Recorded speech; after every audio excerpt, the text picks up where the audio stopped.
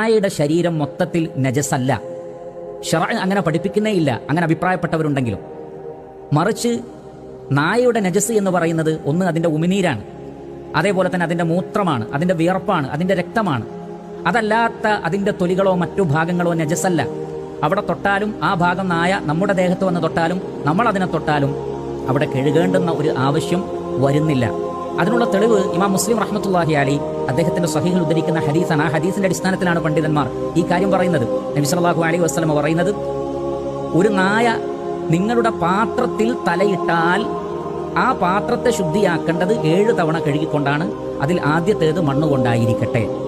അപ്പോൾ ഇവിടെ വളരെ കൃത്യമായി പറഞ്ഞത് ഇദാ വലഗ ഫീഹിൽ കൽബു, നായ തലയിട്ടാൽ എന്നാണ്. അഥവാ നായ നക്കുകയോ അതിന്റെ ഉമിനീരാവുകയോ ചെയ്യുന്ന ഒരു അവസ്ഥയുണ്ടായാൽ. എന്നാൽ നബി സല്ലല്ലാഹു അലൈഹി വസല്ലം ഒരിക്കലും പറഞ്ഞില്ല ആ നായ കയറി വന്ന ഭാഗങ്ങളൊക്കെ കഴുകണം എന്ന് പറഞ്ഞില്ല.